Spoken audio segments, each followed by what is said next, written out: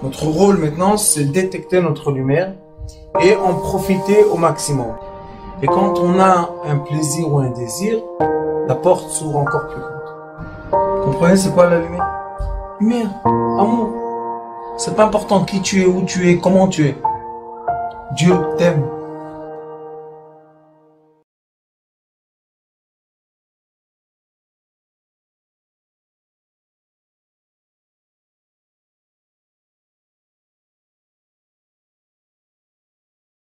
On va étudier quelque chose qui est très important, je pense, pour nous tous.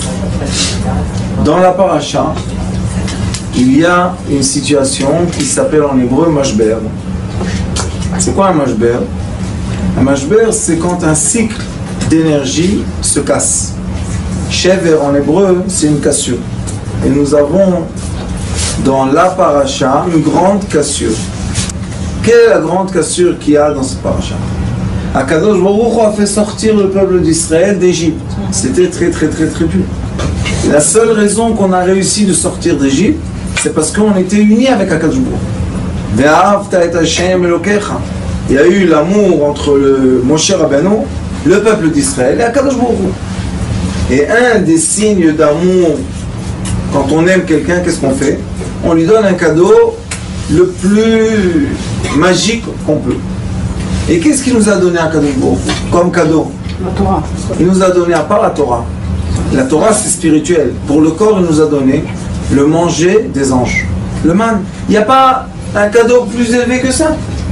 Il y avait dedans tout ce qu'on a besoin pour notre corps. Il n'y avait aucun déchet. Jamais on avait mal au ventre, jamais rien du tout. C'était parfait. Et qu'est-ce qui se passe? Et le peuple d'Israël, Uvered et Tatal al Machane Laila, Yarad Aman. Le man venait. Et quand le man venait, il t'écrit Vaishma Moshe Ta'am Bochel et Mishpachotav, Ish Tepetach Oalo. Tout le monde pleurait. Pourquoi ils pleuraient? Parce qu'ils ont demandé la viande. On rappelle la paracha, ils ont demandé la viande. Et Akadosh Baruch Hu leur a donné quoi? Le man. Qu'est-ce que tu as besoin de viande? Tu veux avoir de la viande, au lieu de te fatiguer et t'épuiser, tu manges ce qui est bien pour ton corps et tout va bien. Non, on veut quelque chose d'autre. Et qu'est-ce qui s'est passé? Ils sont arrivés à un stade qu'ils ont pleuré. Maintenant, il faut comprendre c'est quoi les pleurs. Quand on pleure, ça veut dire qu'on fait sortir de notre corps un certain oxygène en liquide. Les yeux, quand ils font descendre les larmes, ça veut dire qu'il y a un certain oxygène qui s'est transformé en liquide. Et qu'est-ce que fait le liquide dans le corps, vous savez? Le liquide dans le corps, il prend le CO2 et il l'emmène vers les poumons. Et dans les poumons, ça sort dehors du corps avec la respiration. Ça veut dire que quand on pleure, on fait sortir normalement, on fait sortir une certaine douleur. Même les gens qui disent qu'ils pleurent par joie, c'est une joie qui nous emmène à pleurer. Ça veut dire qu'elle n'est pas équilibrée, elle n'est pas dans le point zéro. Et quand les gens pleurent, c'est le début d'une cassure. Donc il ne faut pas pleurer. Il faut pas, on pleure, parce que quand quelqu'un est décédé, on pleure que ce cours-là soit les Nishmat. Yaakov Ben Nissim, Kalfa. Kalfa Bezrat Hashem, Nishmatot Tzroa, Betzroa, Chaim, Amen Kenerat. Alors quand on pleure, c'est une cassure. On est arrivé à un stade qu'on ne peut plus comprendre. Les pleurs, les larmes, c'est au-delà de la compréhension. La preuve est qu'on dit à quelqu'un, pleure maintenant. Il ne peut pas pleurer. Pourquoi il ne peut pas pleurer? Pleure, tape des mains. Tape des mains, lève ton pied, lève son pied. Alors pourquoi on ne peut pas pleurer? Parce que pleure, ça veut dire qu'on est arrivé à un certain bout, que ça y est, on ne peut plus. Et là on pleure, et les sages disent que quand quelqu'un pleure vraiment du fond de son cœur, ne peut pas avoir d'orgueil. Et le moment qu'on ne peut pas avoir d'orgueil, c'est le moment qu'on est Venafshik Afar la Koltier, on est le maximum dans l'humilité. Et quand on est dans l'humilité, qu'est-ce qui se passe? On est dans une nouvelle sphère de joie, de compréhension, de savoir. Pourquoi? Qu'est-ce qui s'est passé? On avait de l'oxygène dans notre pensée qui ne nous permettait pas de réaliser et de comprendre ce qui se passe. Alors qu'est-ce qu'on fait? On met la tête entre les mains et on pleure. C'est bien de pleurer. Oui, Rabbanit. C'est le mot cassure que je... Shever, Non, mashber. je sais en hébreu, mais je ne comprends pas pourquoi cette cassure. Parce que cassure par rapport à quoi? J'explique. Voilà, Le déroulement normal de la vie est qu'il y a une symbiose entre tout. Tout s'enchaîne. Vous savez, comme une montre. Tout s'enchaîne. Et quand tout s'enchaîne intérieurement, même s'il y a des problèmes, mais ça s'enchaîne avec les solutions, il n'y a pas de problème. Alors, on est content. On a eu un problème, on a eu une solution, il n'y a pas de problème. Mais quand est-ce qu'il y a une cassure? Quand dans un côté, le problème continue, et de l'autre côté, j'ai pas de solution. Qu'est-ce qui se passe avec les roues? Une roue va aller d'une puissance, disons, de 10 kg, et l'autre roue va être d'une puissance d'1 kg. Si on va attendre avec le temps, qu'est-ce qui va se passer? La roue de 10 kg va casser la roue de 1 kg. C'est très simple. Nous sommes exactement la même chose. Nous avons des roues intérieures de savoir, de sentiments, de connaissances, et nous avons la vie qui est pleine de surprises. C'est tout simplement comment on a réussi à faire le déroulement des choses pour qu'il passe. Et il y a des choses qui ne passent pas, qui se coincent. Et quand ça se coince, il y a des forces qui s'ajoutent, qui s'ajoutent, qui s'ajoutent. À la fin, la personne, elle dit, ça y est, j'en peux plus. Un trop plein. Un sac de nous. J'en peux plus. Et qu'est-ce qu'on fait? On pleure. Pleurer, c'est comme quand vous avez une montagne et il n'y a pas d'eau à boire. Il n'y a pas d'eau, c'est sec. Et la montagne est dure, dure, dure. Mais l'eau, vous savez qu'est-ce qu'elle fait? Elle cherche. On dit que l'eau et l'air passent dans le même canal. L'eau, elle cherche, elle cherche, elle cherche. Si l'eau a passé de l'intérieur de la montagne à l'extérieur de la montagne, maintenant, est-ce qu'on peut casser la montagne ou pas? Je pense que plus facilement, puisqu'il y a une fente. Elle est friable. Exactement comme nous. Quand on pleure, on sort de cette pierre-là qui nous coince. On n'arrive plus à résister. Tard. Et beaucoup de fois, quand les gens pleurent, prennent des décisions qu'ils n'auraient pas pu prendre avant. Beaucoup de fois, quand on pleure, on dit « Ça y est, je vais faire ça et c'est tout, je m'en fous de tout le monde. » Pourquoi tu as dû pleurer? Dis-le avant. Mais non, tu pouvais pas. Avant, on ne pouvait pas. Pourquoi on ne pouvait pas? Parce que les larmes n'étaient pas encore là. On n'a pas encore vraiment ressenti le moment de quoi? De passer l'épreuve. Il faut, c'est la vie. On est des êtres humains et on doit vivre comme des êtres humains et non pas comme des extraterrestres. Malheureusement, c'est important de le dire, que vraiment malheureusement je le dis, que la plupart des cours qu'on entend ou bien des enseignements qu'on a, c'est être au-delà de toi. Pourquoi au-delà de moi? Qu'est-ce qu'il y a de mal dans moi? Ça va pas? Toujours, sois plus riche, sois plus beau, sois plus mince, sois plus truc, sois tata. Tout le temps dehors. Et dedans, qu'est-ce qu'il y a? C'est pas bien dedans. Conclusion de la vie, c'est quoi? Si je vis ce que je suis très heureux. Quand j'essaye de vivre ce que je ne suis pas, je deviens malheureux. Alors quoi ça sert? Avoir une voiture, très belle, c'est bien, tu prends la voiture, mais tu as des dettes dessus, 1 demi-million de shekels. Qu'est-ce que tu as besoin de cette voiture? Prends le taxi, qu'est-ce que tu as besoin de la voiture? Mais ça, c'est le problème que tout le temps, ce monde-là, moderne, tout le temps nous montre, et surtout aujourd'hui avec les trucs électroniques, tout le temps, tac, ça saute, et va faire là-bas, et va là-bas, et pourquoi tu n'as pas vu ça, et ce pays-là, et ces gens-là, et ce manger-là, et cette voiture-là, et cet habit-là, et cette... Qu'est-ce qu'il y a de mal? J'ai ma tenue traditionnelle de mes parents, de mes anciens, pourquoi je dois changer? Non, essaye ça. La personne, elle essaie, pas confortable. Mais quand même, tout le monde n'est pas confortable. À la fin, tout le monde marche comme ça. Après, on commence à avoir mal au dos. Ah, on a mal au dos, on va chez le docteur. On va chez le docteur, il te dit, mais bien sûr, ton dos est déformé. Mais c'est pas à cause de la vie. C'est parce que tu dois faire une opération. Tout le monde fait une opération. Hop, tout le monde le dos comme ça.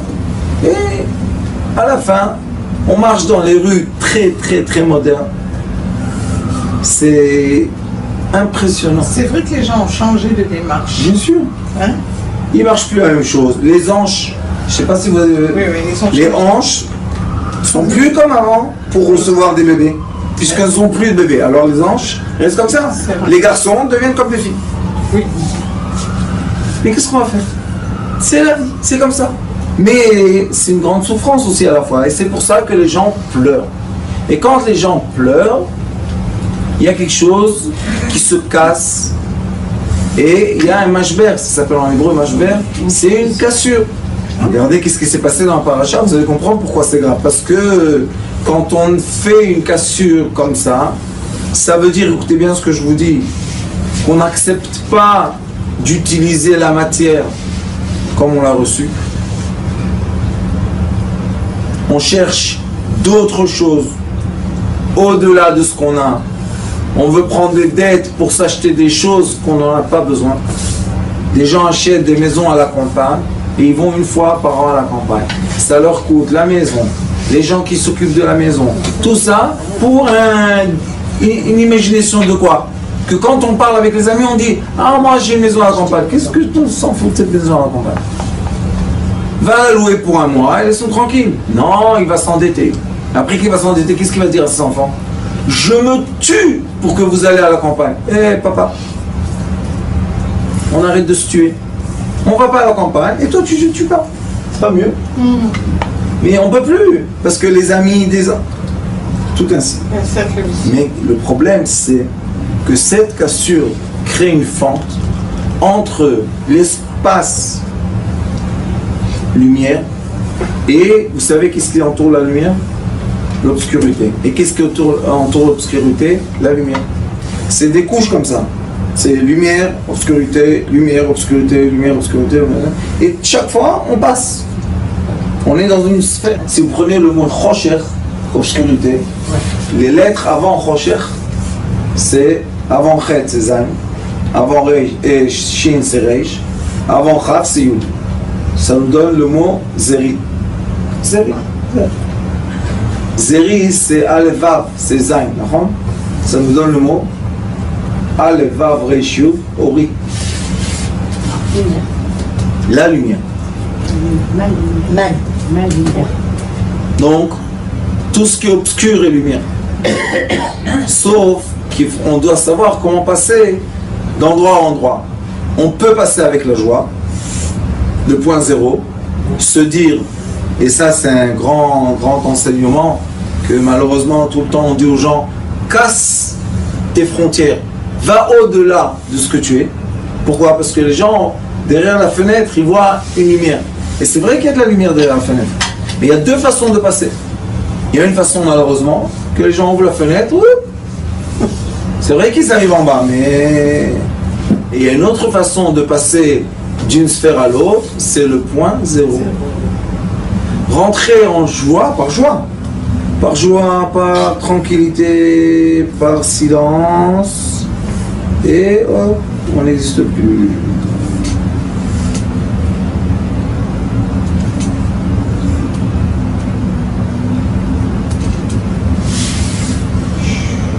Qu'est-ce qu'il y a?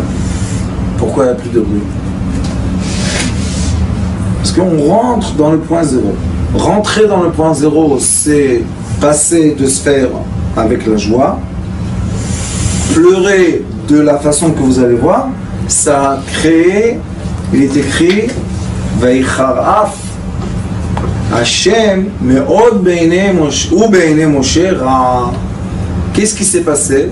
Leur pleur a déclenché la colère divine et le mal chez Moshe Rabbeinu. Comment Moshe Rabbeinu, Moshe Ra? Qu'est-ce que d'où il est venu le Ra de Moshe Rabbeinu?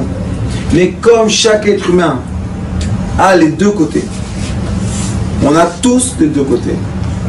Et on peut déclencher même quelqu'un qui s'est donné à fond pour le peuple d'Israël. Il n'y a pas eu un berger comme Moshe Rabbeinu.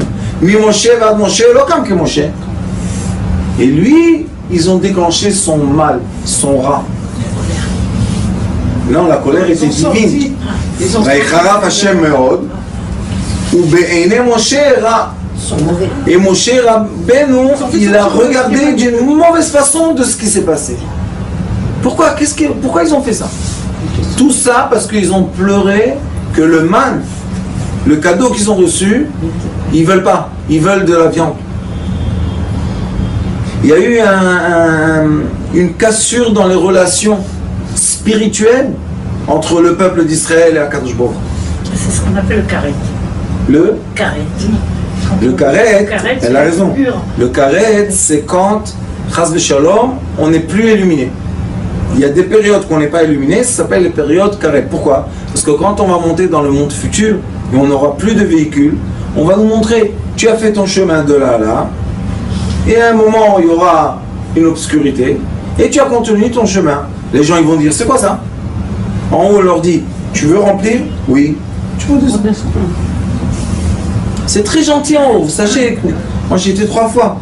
Ils sont très gentils, mais très gentils.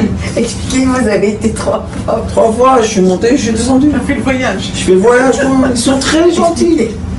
Ils s'énervent pas, ils t'expliquent tout. C'est très gentil. Non, c'est vrai. Il y a des gens, ils ont peur. Pourquoi? Parce qu'on leur fait peur. Et quand ils ont peur, tout est obscur. C'est pas seulement obscur dans ce monde, c'est aussi obscur dans le monde futur. Ça me bouleverse chaque fois que j'entends des gens qui parlent d'en haut et qui disent qu'on leur a fait du mal en haut. Pourquoi ça me bouleverse? Je vais vous dire pourquoi. Parce qu'en haut, il n'y a pas de matière. Comment on fait mal à une lumière? En haut, croyez-moi, on ferme les yeux, dernière respiration avec méditation. Hop. Et qu'est-ce qui se passe? On a les 5 sens qui continuent leur chemin. Très simple.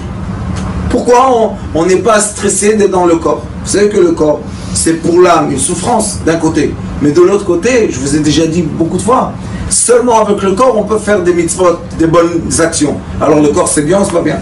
C'est bien. Mais bien sûr que c'est bien. Ils nous cassent la tête. Ils nous ont tout déformé notre vie. Dernièrement, bon Hachem, je dis à beaucoup de gens, c'est fini, religieux, pas religieux, etc. Juif, chrétien, musulman, bouddhiste, c'est bien, hop, voilà. Maintenant on est content, toi tu es comme ça, tu as tes règles, moi j'ai mes règles à moi, lui il a ses règles à lui, on est tous heureux. Mais quand ça commence les religions, c'est des guerres de force. Et ils utilisent les gens comme des pions. C'est pour ça qu'on est venu dans ce monde. Pour être des pions dans les mains des gens de politique. Qu'est-ce qu'on fout de la politique? Qu'il soit lui ou l'autre. Alors il est écrit ici qu'il y a eu une colère que Dieu nous en préserve. Et quand il y a la colère, le mal a les portes ouvertes et il s'inflame. C'est pour ça que les sages nous disent, jamais de ta vie tu dois t'énerver. Pour aucune raison possible, pas possible, de ce monde, du monde futur. On voit que la personne, quand elle est en colère, elle ouvre une porte qui s'appelle colère et mal. Maintenant, est-ce que ma vie est bonne ou pas? Alors le mal, la tristesse, se plaindre, être mécontent de ce qu'on a, ça ouvre une porte qui s'appelle quoi? Charon Af. Et le Charon Af, vous savez c'est quoi? C'est la colère chaude. C'est Timrot Hachan. C'est pas de la colère simple, il y a du feu qui passe. Et le mal s'impose. Maintenant on va se poser une question. Est-ce que le mal existe tout le temps, constamment à côté de nous? Oui, tout le temps. C'est l'autre côté du bien. Donc on vit tout le temps en paix avec le mal. On vit en paix avec lui, donc lui, il chauffe pas. nous laisse tranquille. Et nous, on est content. D'accord? Mais si on a fait quelque chose qu'on ne doit pas faire, on a permis la porte de s'ouvrir, et par la porte sort quoi? La buée très chaude. Vous savez qu'il y a beaucoup de dames, vous allez regarder leurs mains, ici ils ont une tache. Beaucoup de dames ont une tache ici. Oui, vous savez c'est quoi cette tache? Elles ont la cocotte minute. Et quand la cocotte minute, et quand la cocotte minute, on l'arrête pas à temps, on passe à côté, il y a la buée qui sort. On met la main, hop, on brûle de 2 degrés, de 3e degré, en un instant. C'est exactement ce qui est écrit ici. La vapeur sort, comment elle sort? En larmes. La vapeur, elle sort en larmes. Quand elle sort en larmes, on brûle. Qu'est-ce qu'il y a? T'es pas content de quoi? Et si tu vas crier, ça va changer quelque chose? Non. Alors quelle est la solution? Ou essayer de casser les murs et se casser soi-même parce que nous sommes les murs de soi-même, ou se dire tout va bien. Akadosh Baruch Hu, qu'est-ce que tu veux? À droite? On va à droite. Tu perds ta maison, ton truc, on va à droite. C'est comme ça que tu veux? C'est comme ça. Tu veux à gauche? On va à gauche. Qu'est-ce que tu veux? Qu'on s'arrête? On s'arrête. Mais je perds de l'argent. Et si tu vas aller à droite quand il veut que tu t'arrêtes, tu vas pas perdre de l'argent? Tu vas perdre de l'argent. Alors perds-le au moins avec joie. Les sages disent, quand quelqu'un voit que son argent commence à partir, qu'il donne tout à la tzedaka. Pourquoi? Parce qu'ils disent de toute manière, tu vois que quelque chose s'en va. Alors donne à la tzedaka, comme ça au moins tu sais, tu as fait quelque chose de bien. Sinon, tu vas payer les avocats, les docteurs, la mairie, tous les aspects, vous connaissez quand ça commence à venir les papiers là. On ne sait même pas qu'est-ce qu'il y a écrit dedans. Allez, 3 000 d'amende, 10 000 d'amende, 8 000 d'amende, 20 000 d'amende. De quoi? Juste passer la bureaucratie, tu passes un temps de vie. Tu peux 20 ans, va là-bas, donne-moi une lettre. C'est bien, prends le tampon. Tu vas le tampon, tu attends.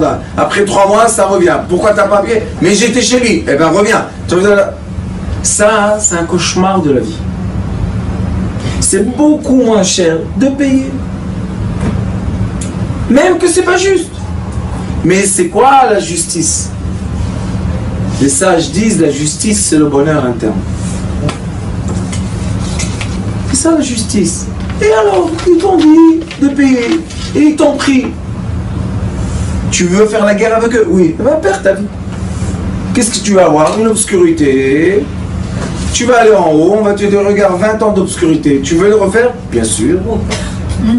Bien sûr qu'on veut le refaire, parce qu'on veut la lumière. Et on redescend, ça va. Et qu'est-ce qu'on retrouve? La même lettre, avec le même amende, le même truc, Et si on s'énerve cette fois-ci, il n'y a pas de problème. On remonte en haut. Le Zohar HaKadosh dit que les gens peuvent faire des tours comme ça des milliers de fois. Je croyais qu'il y en avait que 3 fois. Non, on va banner. Ça, c'est quand on monte en spirale. Mais juste se déconnecter du système, de la tristesse et de la haine et du cauchemar et du mal. Ça, hein, les gens tournent. Il y a une prière le soir pour qu'on ne revienne pas 1000 fois. C'est très bien de faire les prières, mais il faut faire aussi des actions. On demande que tout vienne dans ce Gilgoul pour qu'on termine.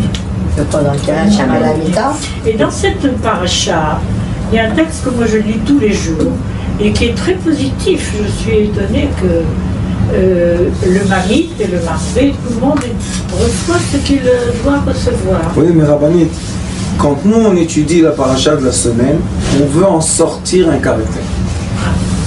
Et ce que je veux vous montrer aujourd'hui, c'est que mon cher Rabbeinu, avec tout ce débat qu'il a eu, lui aussi s'est plaint. Ça veut dire que le poids était trop lourd sur son dos. Est-ce que ça existe ou pas? Oui. Ça existe. Des fois, c'est trop lourd. Qu'est-ce qu'il dit? Va le même Moshe Hashem. Moshe parle avec Akadosh Baruch Hu. Pourquoi tu m'as fait du mal? C'est la première fois qu'on entend Moshe Rabbeinu parler du mal de soi-même. Toujours il est pour les autres. Cette fois-ci, ça y est, non. Regardez qu'est-ce qu'il dit.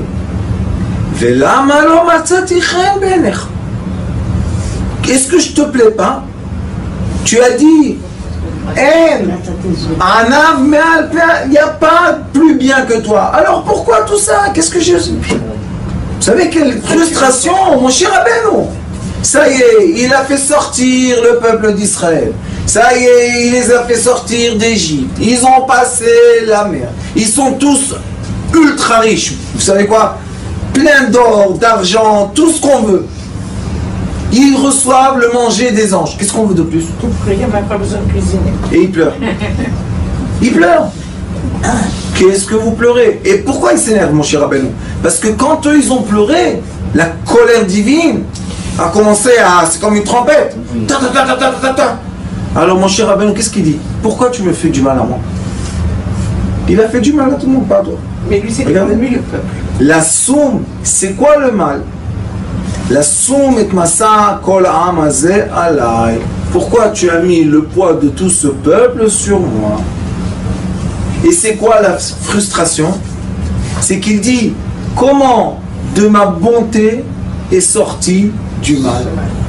Combien de gens ici connaissent cette sensation? J'étais tellement gentil, pourquoi comme ça? C'est pas facile à vivre. On fait du bien, allez, les mitraillettes. Et à la fin, on n'est pas mort en plus. On est mitraillé, on n'est pas mort. Ça, on dit, bon, au moins on meurt, ça y est, on est content. Non, tu restes en vie. Et qu'est-ce que je vais faire maintenant? Et là, sachez qu'il y a deux solutions. Alors il dit, Anochi, Hariti et Kol Ha'am Hazeh. Il lui dit à Kadosh Baruch Hu, lui dit, mon cher Rabbeinu, est-ce que moi, j'étais enceinte de tout ce peuple? Quoi, ils étaient tous dans mon ventre? N'empêche que quand il est né, il est écrit que tout le peuple d'Israël est né. Imanochi Elateo, est-ce que c'est moi qui l'ai accouché? Ki tomar eleo alay, seo bechikecha. Si tu veux que je le prenne dans mes mains, je dois être sa maman, son père, mais je ne suis pas son père.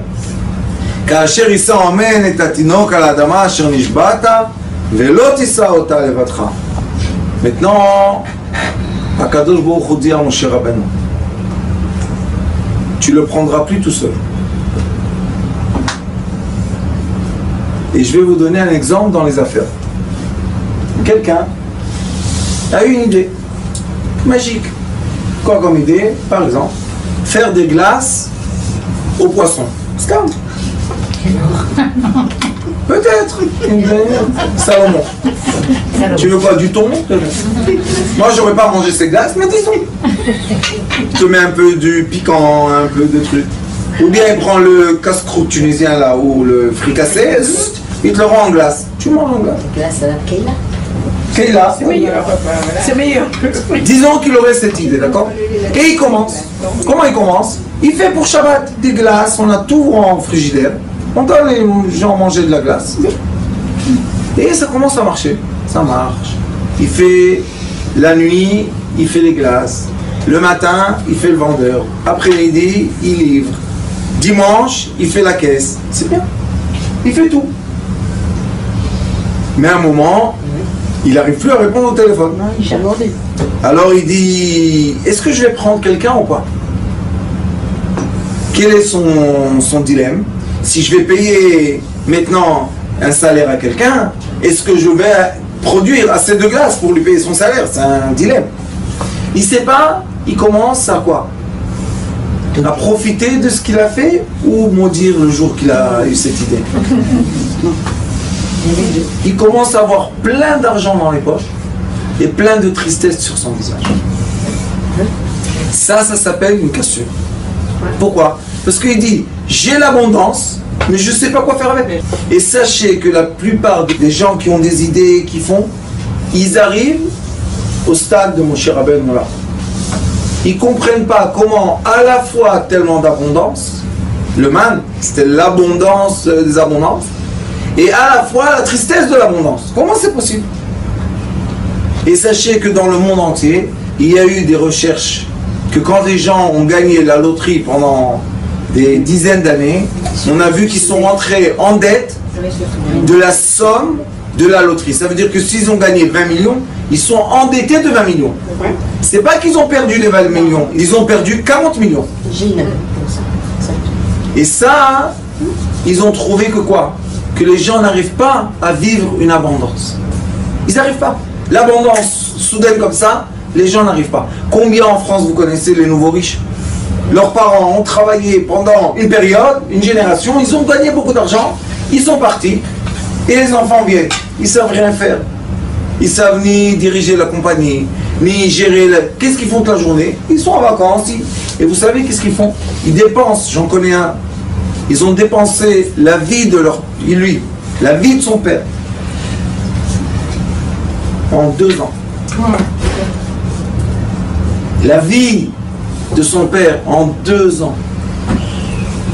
Vous imaginez un peu le pauvre père dans la tombe. Il dit j'ai fait tout ça pour que mon fils et aujourd'hui vous savez c'est quoi ce monsieur? C'est un clochard. Mais comment un clochard? C'était le plus riche de sa famille. C'est devenu le plus pauvre de sa famille. Pourquoi? Parce que vous voyez que cette question qu'il y a là dans la Torah, Rabbani, c'est pour ça qu'il faut étudier la Torah, il faut étudier le comportement. La Torah, elle est là pour nous donner aura. C'est quoi aura? Nous donner, nous guider. La Torah, elle est là pour nous guider. Comment elle nous guide? Avec les histoires. Tu dois comprendre. Alors il dit Lot issa ata levatra. Tu ne vas pas porter le peuple tout seul. Qu'est-ce que tu fais? Ve'ela'am tomar, et dit au peuple Itkatshu lemachar v'achaltem basar ki bachitem be'oznei Hashem.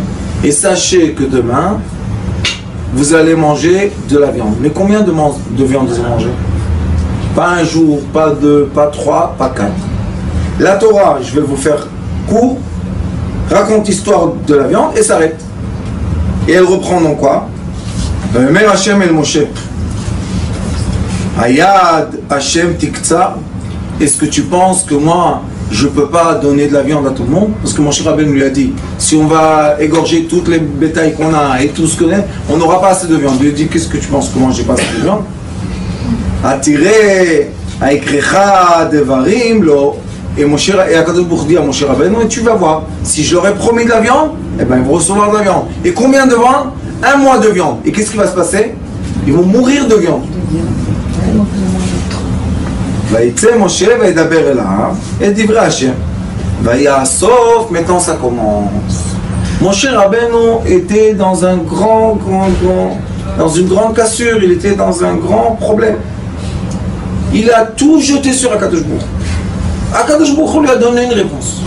Écoutez cette réponse, la réponse la plus vraie qu'on peut donner à un être humain. Sachez que si vous êtes arrivé dans votre vie à une cassure, ça veut dire que vous en pouvez plus. C'est parce que vous prenez trop sur vous.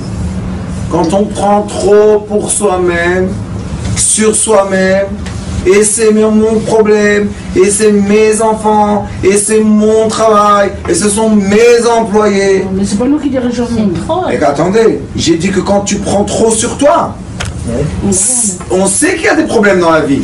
Mais la question est comment tu gères les problèmes. Oui, mais la plupart des gens, qu'est-ce qu'ils font? Si on a une société et on a 20 employés, on va les mettre à la porte. Il faut les payer. C'est pas la question de payer. C'est la question, c'est comment je gère ma responsabilité. C'est ça le problème de tout le monde. Des fois, on n'arrive plus à gérer. On peut plus gérer. Vaye'esor shivim ish mizikne. Écoutez bien. Dit Akadosh Baruch Hu à Moshe Rabbeinu, il y a encore des sages dans ce peuple. Tu n'es pas tout seul. Moshe Rabbeinu, il est monté dans le ciel tout seul. Il est descendu tout seul. Seulement son visage était illuminé. Il a pris sa tente à lui, elle était dehors. Il était toujours tout seul. Quand on est tout seul, c'est pas la volonté d'Akadosh Baruch Hu. Même si tu es un père, même si tu es un directeur, même si tu es, je ne sais pas quoi, président, tu dois savoir déléguer. Parce que si tu ne vas pas déléguer, tu vas te détruire. Écoutez bien. Vayamed otam sevivot ha'oel. Il lui a dit, mets-les autour de toi. Ne le délègue pas et envoie-le loin, non, autour de toi, qui t'entoure. La présence divine est descendue.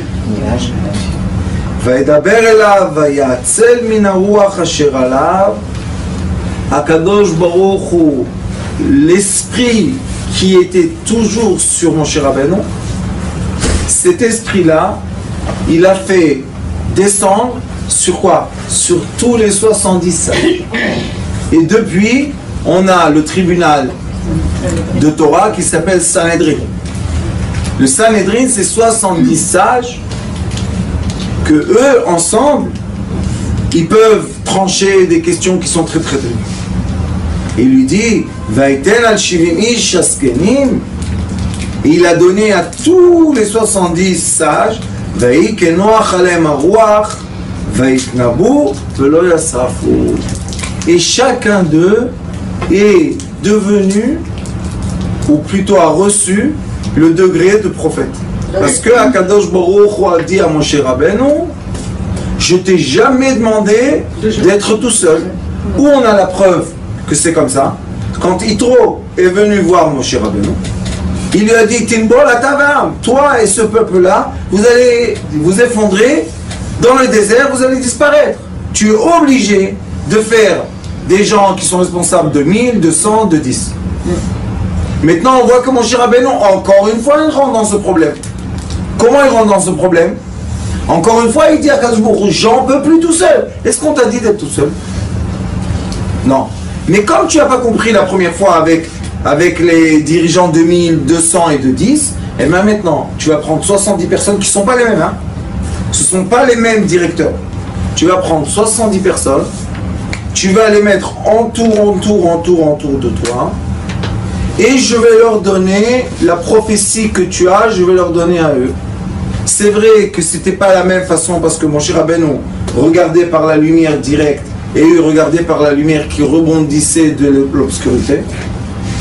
C'est pas la même chose quand on regarde un film sur l'écran et un film qui sort du projecteur. C'est pas la même chose.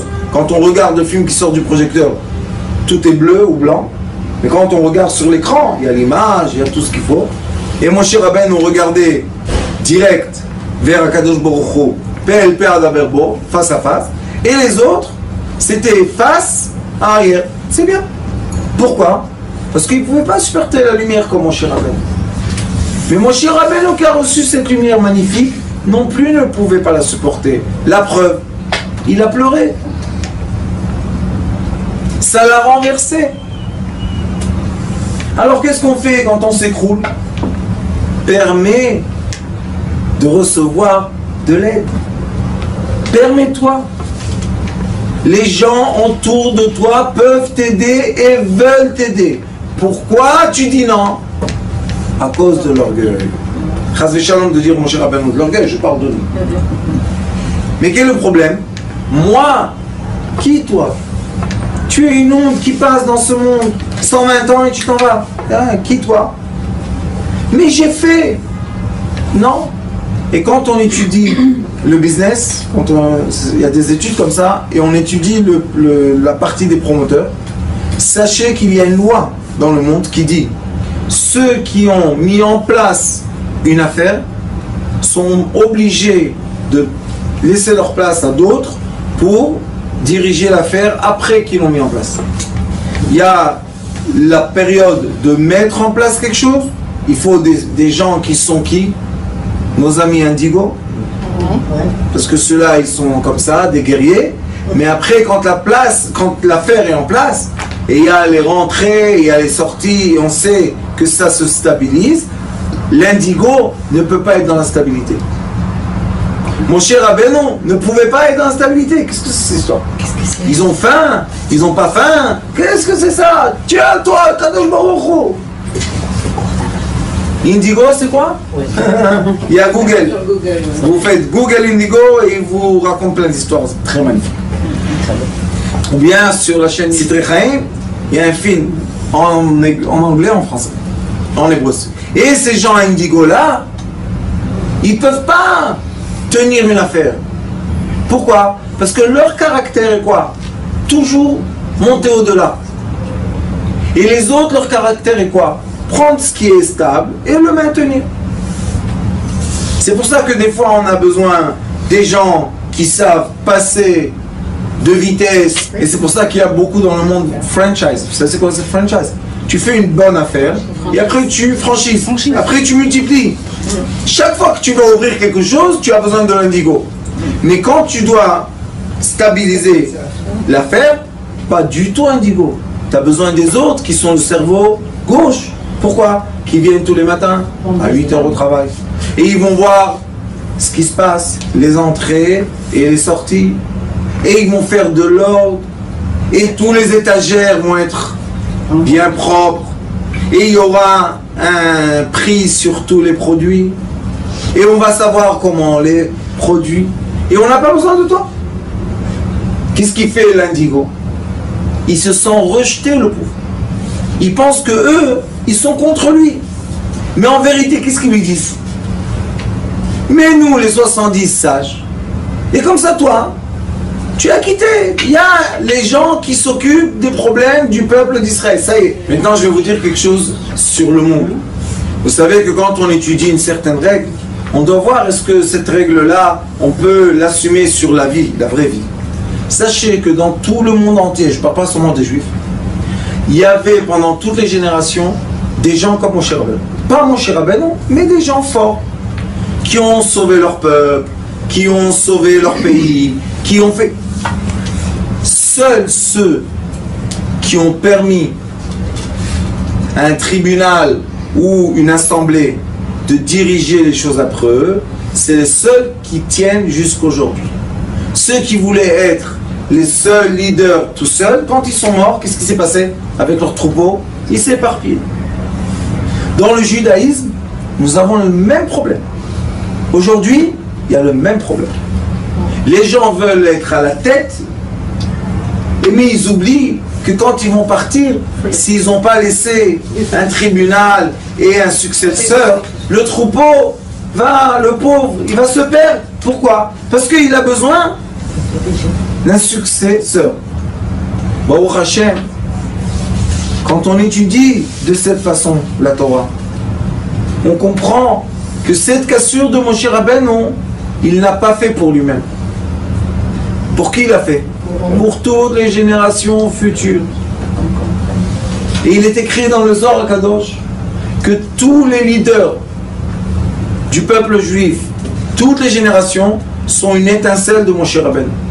C'est lui qui leur donne la force et le courage de faire ce qu'ils font. Vous savez, c'est pas facile de prendre un troupeau de gens perdus et les mettre dans une voie. C'est difficile. Mais quand tu vois que tu n'arrives pas à tout seul, ça veut dire que tu es arrivé au sommet. Et maintenant, dans ce sommet-là, tu dois donner la force à une assemblée de diriger le peuple. Vous savez qu'avant, dans la halakha, il est écrit que quand on est parti du temple, cet exil-là, la troisième, quand on est parti du temple, alors ça s'appelle Sheva Tovei Ha'ir. Il y a dans la halakha, si disons on est dans une petite ville, et il n'y a pas un rabbin, l'assemblée, même s'il y a un rabbin, l'assemblée c'est les 7 personnes qui sont ou les sages, ou les riches. Et c'est eux qui décident toutes les décisions de la communauté entière. Maintenant la communauté peut dire, mais qui l'a mis celui-là? Pourquoi il se mente? Change. Et il y a des gens dans ce monde, sachez qu'il y a dans ce monde des caractères qui s'appellent, dans les affaires on les appelle le numéro 1 et le numéro 2. Sachez ça. Il y a des gens dans ce monde qui seront toujours le numéro 2. C'est quoi le numéro 2?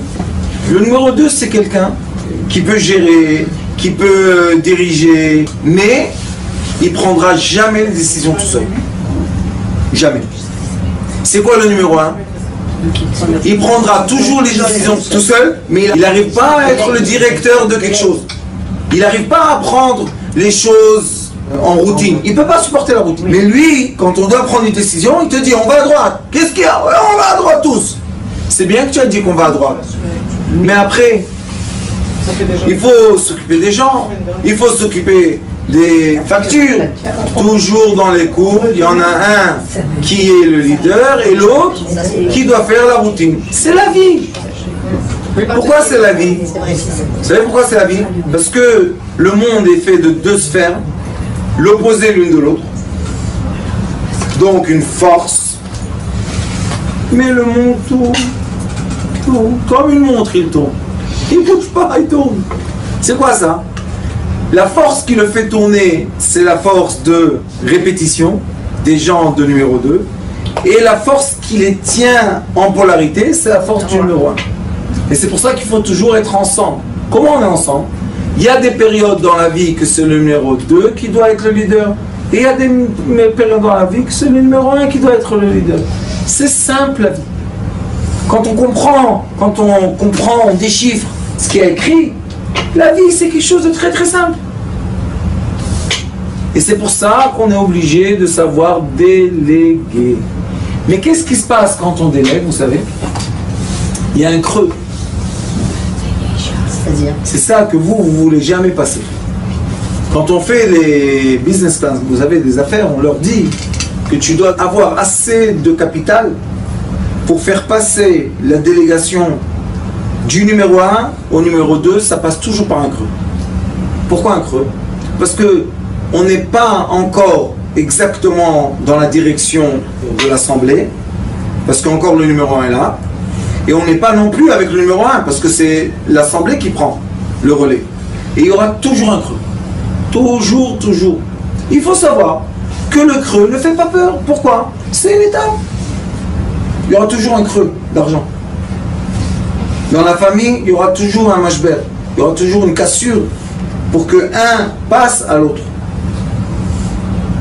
Parce que les énergies ne sont pas les mêmes énergies.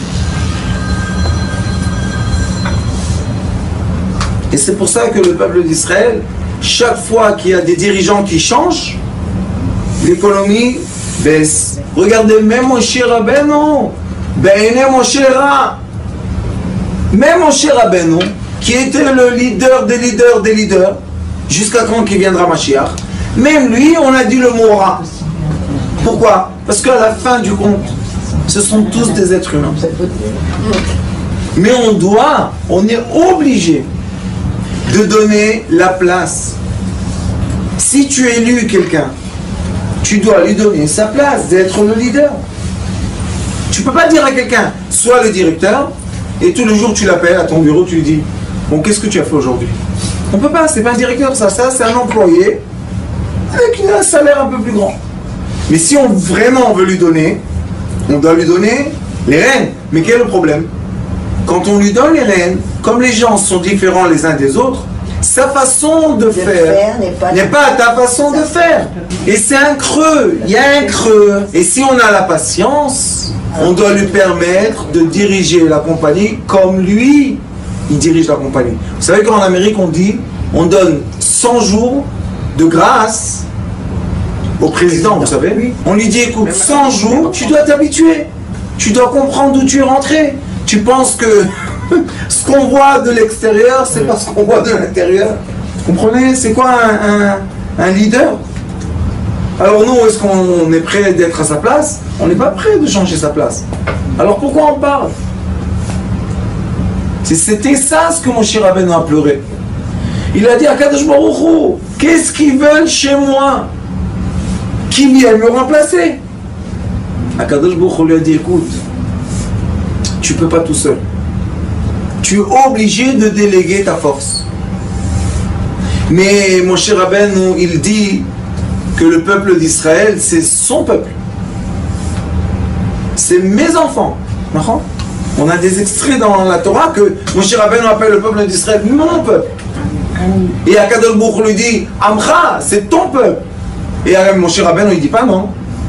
Et quand Akadosh Baruch Hu veut détruire le peuple d'Israël, qu'est-ce qu'il lui dit? Détruis-moi avant. Donc c'est ton peuple ou c'est pas ton peuple? Ici il dit, oh, j'en peux plus. D'un autre côté il dit, je vais mourir pour eux. Décide. Il ne peut pas décider. Parce que c'est toujours à la fois notre enfant et un adolescent. Hein, c'est dur. La maman, son fils adoré, tac, il rencontre quelqu'un. Maintenant, il n'a plus tellement de temps à donner à sa maman. Qu'est-ce qu'elle fait, la pauvre? C'est pas un creux? C'est un creux. Mais c'est quoi le bien de son fils? De rester chez maman ou aller être heureux avec sa femme? C'est un problème. vous voyez que ce problème-là, il s'étale dans toute la vie d'une personne. Et c'est quoi la solution? Achdout, union. Unis-toi avec ceux qui sont proches de toi. Ne sois plus tout seul. Et quand on accepte ça, on voit des miracles. Vous savez, beaucoup d'années, je parle avec des couples. Et la plupart des problèmes des couples, vous savez c'est quoi? L'argent. Au début de leur vie, comme ils ne savent pas tellement comment utiliser l'argent, ils pensent qu'ils sont encore tout jeunes et ils ne comprennent jamais comment les parents toujours ils donnent. Maman 100 shekels, maman 200, maman 300, maman 400, maman iPhone, maman sneakers, maman... D'où elle a maman l'argent? Elle-même elle ne sait pas d'où elle a l'argent. Mais ça coule. Alors ils pensent que quand il va être marié, la banque, l'argent, la banque, l'argent. La banque un jour elle dit stop, il n'y a plus d'argent. Et qu'est-ce qu'ils font les pauvres?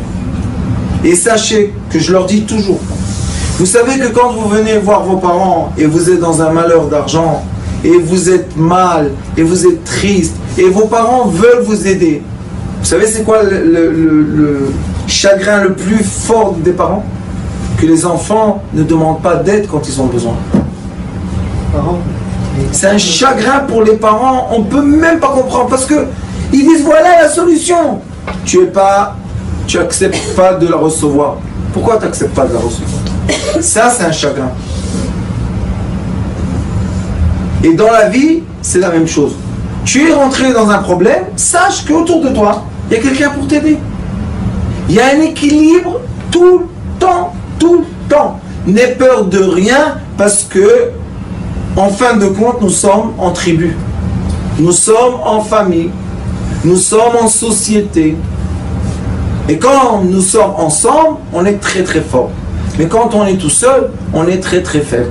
Alors, Akadosh Baruch Hu dit à mon cher Rabbeinu, sache que le peuple d'Israël sera un peuple qui va passer tous les temps. Pourquoi? Parce qu'il y a Shivim Zikne Israël. Alors les sages disent, bon, dis-nous les noms. Parce que les Nissim, on a les noms. Ceux qui sont partis parler de la terre d'Israël, il y a les noms. Pourquoi ceux-là, ils sont invisibles, il n'y a pas de nom? Vous savez qu'est-ce qu'ils disent les sages? Dans le Talmud, ils disent, pourquoi il n'y a pas le nom des Shivim Zikne Israël? Parce que dans toutes les générations, il y a les 70. Même dans cette génération, il y en a. Ce sont qui? Ce sont les leaders qui sont prêts à être ensemble pour s'occuper de ce grand tribu qui s'appelle le peuple d'Israël, qui s'appelle une famille.